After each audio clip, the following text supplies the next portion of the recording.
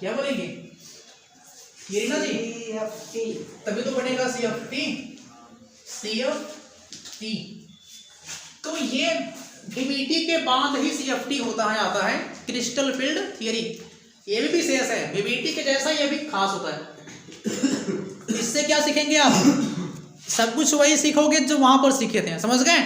अभी वो अपना जो भी कैरेक्टर VBT बताएगा, जो भी लक्षण की VBT बताएगा, वो केवल हाफ, अभी आधा हुआ है, आधा वो बताएगा, आधा ये, तो दोनों को मिलाएंगे ना तो पूरा बनेगा थियरी, समझ गए? तो CFT सुनो क्या होता है। CFT पॉइंट 1 ये बोलता है ना, जो क्रिस्टल फील्ड थियरी है जी, ये क्रिस्टल फील्ड थियरी ये बोलता है कि मेटल और लिगेंड्स के बीच में जो बांड होते हैं वो 100% आयनिक होते हैं, पहला पॉइंट, ठीक है? मेटल्स एंड लिगेंड बांड क्या होंगे जी? 100% आयनिक होते हैं। मैं क्या बोल रहा हूं कि जो मेटल होगा, ध्यान दीजिए जी, metal and ligands bond are 100% आयनिक।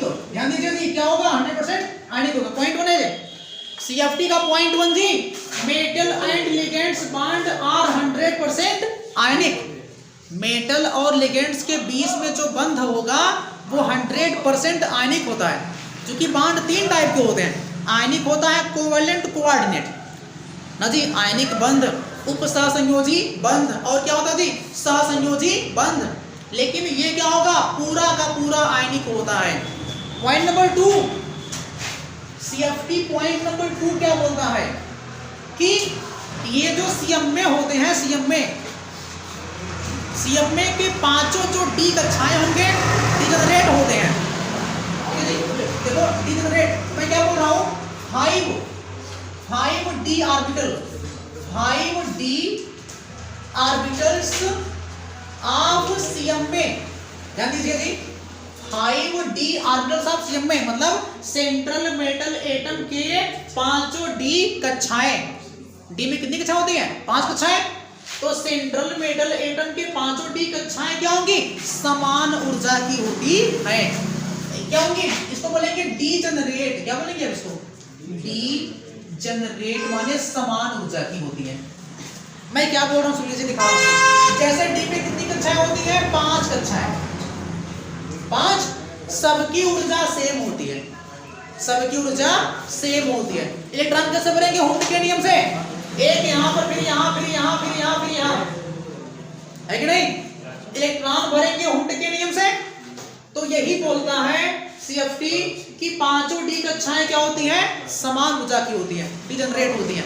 अब देखो क्या होगा, लेकिन जब आप कोई लिगेंड्स लाओगे CMA के पास, थर्ड पॉइंट, जब आप किसी लिगेंड्स को लाओगे CMA के पास, तो इनका जो डीजेनरेसी है ना वो खत्म हो जाएगा, समझ गए? तो क्या हो जाएगा? अब क्या लिखेंगे? इन द प्रेजेंस ऑफ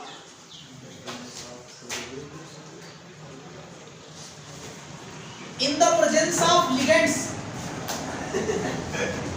ठीक है जी, in the presence of ligands लिखेंगे आप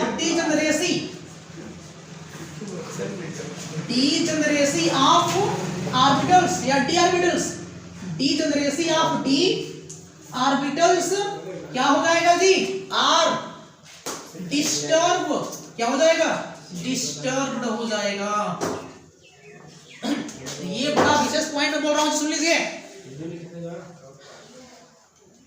CMA की जो पांचों कक्षाएं होती हैं समान ऊर्जा की होती हैं, डीजेनरेट होती हैं, लेकिन जब आप लिगेंड्स को रख दोगे ला करके तो उनका जो समान ऊर्जा वाला सिस्टम है ना गड़बड़ हो जाएगा, समझ गए?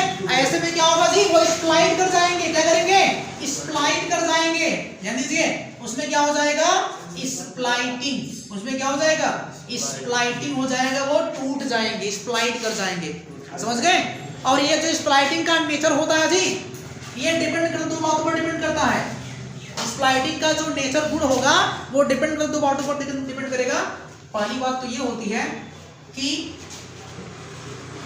अपना कॉम्प्लेक्स कैसा है, समझ गए? तो उसको बोलेंगे nature of complex. Nature of complex, complex के नेचर पर डिपेंड करता है। और point strength of ligand, basic strength of ligands. तो ये सब नॉर्मल चीजें हैं लिगेंड्स। सुन लीजिए, सीएफटी क्या बोलता है जी, मेटल और लिगेंड्स बॉन्ड जो होंगे 100% आयनिक होते हैं। 5 ऑर्बिटल्स, 5 जो डी कक्षाएं होती है सीएमए की समान ऊर्जा की होती है, उसको बोलेंगे डिजेनरेट ऑर्बिटल्स, समझ गए। लेकिन जब लिगेंड्स लाएंगे तो वो अपना जो ना डिजेनरेसी खो देंगे, समझ गए। मतलब कि ऊर्जाएं वो जो कक्षाएं होंगी थी ऑर्बिटल्स होंगे क्या करेंगे, स्प्लाइट हो जाएंगे। मैं क्या बोल रहा हूँ, टूट जाएंगे। ठीक है, मैं इसको दिखा रहा हूँ, टूट जाएंगे। लेकिन टूटने का जो गुण है वो 2 बात पर डिपेंड करेगा कि उसका नेचर कैसा है और बेसिक स्ट्रेंथ कैसा है लिगेंड्स का। अब ये दोनों नेचर का मतलब होता है कि कॉम्प्लेक्स कौन सा है, टेट्राहेड्रल है कि ऑक्टाहेड्रल है, चतुष्फलकी है कि अष्टफलकी है, ये सब डिपेंड करता है। और यहाँ पर जी लिगेंड्स कौन सा है, लिगेंड्स कौन सा है, क्योंकि लिगेंड्स कई प्रकार का होता है, समझ गए। लिगेंड्स कौन सा है इस पर डिपेंड करता है, और वो है कौन सा, कॉम्प्लेक्स कौन सा उस पर डिपेंड करता है। 2 बातें, कौन सी बातें, स्प्लाइटिंग की बातें, ठीक है। और हमको क्या पढ़ना, स्प्लाइटिंग तो पढ़ना है पूरा, ठीक है। सीएफटी क्या पढ़ना है, स्प्लाइटिंग कैसे होता है, समझ गए जी। आपको ये सब लिखना पड़ेगा, बहुत ही छोटा है जी, केवल 4 पॉइंट है इसमें, सीएफटी में केवल 4 पॉइंट है, बस इतना आप लिख लेंगे। फिर आगे मैं बताऊंगी स्प्लाइट कैसे होता है। उसके पहले एक चीज पढ़ेंगे, स्ट्रेंथ ऑफ लिगेंड्स कैसे पहचानोगे, कौन स्ट्रांग कौन वीक है, या कोई तरीका तो होगा, ठीक है। तो आप इसको लिख लेंगे पहले, फिर उसको बताएंगे आप, लिखिए स्पेक्ट्रोकेमिकल सीरीज। अब सुनो, ये है क्या, सुनो, लिगेंड्स की स्ट्रेंथ को घटते या बढ़ते क्रम में, जो लिगेंड्स अपने पास होते हैं, साइनो, नाइट्रो, हाइड्रॉक्सिल, पराक्सो, अमोनिया वाला जो भी एक होता है ना जी, उन लिगेंड्स को यदि आप उस लिगेंड्स को आप यदि स्ट्रेंथ के मतलब उनकी क्षमता के स्ट्रेंथ के बढ़ते या घटते क्रम में रखोगे तो जो श्रृंखला मिलेगी, सीरीज मिलेगी, उसी को बोलेंगे स्पेक्ट्रोकेमिकल सीरीज। आ जाएगा जी, मैं क्या बोल रहा हूं, जो भी लिगेंड्स होंगे, ठीक है जी, लिगेंड्स को उनकी बेसिक स्ट्रेंथ, समझ गए, उनकी बेसिक स्ट्रेंथ के घटते या बढ़ते क्रम में रखेंगे तो जो श्रृंखला मिलेगी उसे क्या बोलेंगे आप, स्पेक्ट्रोकेमिकल सीरीज। केवल 4 ठो याद करना है बस, समझ गए। लिगेंड्स तो बहुत सारे होते हैं, आपको केवल 4 याद करना है, 4, ओनली 4। कौन कौन, सुनो, CO, CN, NO2 and EN। इसके अलावा एक 5वां होता है NH3। 4 ही आपको याद करना जी, क्यों, सुनिए, लिगेंड्स तो बहुत सारे होते हैं लेकिन केवल आपको 4 ही याद करना है, CO, CN, NO2, EN और NH3 एक रेफरेंस है, बस। क्यों याद करना है इसको, अपने को सुनो, क्योंकि सबसे ज्यादा स्ट्रेंथ CO का होता है, मैं दिखा रहा हूं जी आपको, देखो, सबसे ज्यादा CO, इससे कम CN, इससे कम NO2, इससे कम EN, इससे कम NH3, और इससे कम जो होंगे सभी आगे आएंगे, ठीक है, इससे कम जो होंगे सभी आगे आएंगे, मैं लिख रहा हूं अभी। तो सुनो, आपको केवल यही 4, CO, CN, NO2, EN, बहुत करेंगे तो NH3 तक पास कर लेंगे, ठीक है।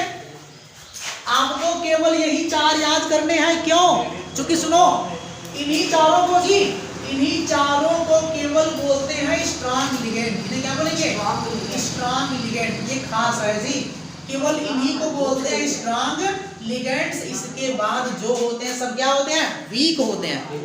लेकिन ये NH3 जो है ना, इसको मानते हैं रेफरेंस, क्यों, कभी कभी ये स्ट्रांग लिगेंड बन जाता है, समझ गए, स्ट्रांग लिगेंड्स बन जाता है, और कभी कभी ये वीक लिगेंड्स बन जाता है, समझ गए। ये खास है, कौन, अमोनिया, क्यों जी, इसके 2 कंडीशन है, स्ट्रांग लिगेंड वाला और वीक लिगेंड्स वाला, ध्यान रखिए, ये चारों केवल 4 ही हैं, अपने पास केवल 4 होते हैं जो स्ट्रांग होते हैं, इसके अलावा सब वीक होते हैं। अमोनिया को छोड़ करके दोनों की तरह कार्य करता है। दोनों कैसे? केवल Fi वाले केस में ध्यान दीजिए, केवल सुनो जी, नोट देखो नोट, केवल Fe केवल Fi के केस में वीक होता है और हर जगह क्या होगा? ये स्ट्रांग होगा। ये भी कंफर्म हो गया ना जी। अमोनिया केवल Fi वाले केस में वीक होता है, क्या होगा? हर जगह स्ट्रांग की तरह कार्य करता है। इसके बाद जो भी है सब क्या होते हैं? वीक होते हैं। बोला जी, बड़ा सरल है, कुछ है नहीं। सुनिए, केवल 4, ये क्या है? स्ट्रेंथ है। लोन पेयर दान करने की क्षमता सबसे ज्यादा कौन देगा? ये CO, फिर Cn, NO2, En, फिर अमोनिया, फिर ये, जितना आगे जाओ घटता जाएगा। तो स्ट्रांग कौन कहलाएगा? 4, CO, Cn, NO2, En। इसके अलावा जो है ना ये पूरा, ये सब क्या है? वीक लिगेंड होते हैं यार। ये क्या होते हैं? Weak ligands. समझ गए? केवल 4 है स्ट्रांग, सब क्या होते हैं? वीक लिगेंड्स होते हैं। कहानी खत्म हो गई, बस इसी सब कुछ आ जाएगा, इतने से सब कुछ आ जाएगा। क्यों? सुनो, अब देखिए जी स्प्लाइटिंग कैसे होगा, ध्यान देते हैं। अगर अपने पास स्ट्रांग लिगेंड हुआ, खास बात है आपको जो याद रखना है, अगर स्ट्रांग लिगेंड हुआ, सुनो जी, चलो इसको ध्यान करिए। अगर लिगेंड्स क्या हुआ? स्ट्रांग, क्या करोगे फिर? अगर अपना लिगेंड्स जो है वो स्ट्रांग हुआ तो क्या करेंगे? पहले आप पेयरिंग करेंगे। क्या करेंगे जी? पेयरिंग। ये है क्या? पेयरिंग करेंगे। समझ गए? ये खास बात है जी। अगर लिगेंड्स क्या हुआ? स्ट्रांग, क्या करेंगे आप? पेयरिंग करेंगे। और अगर वीक हुआ तो क्या करोगे?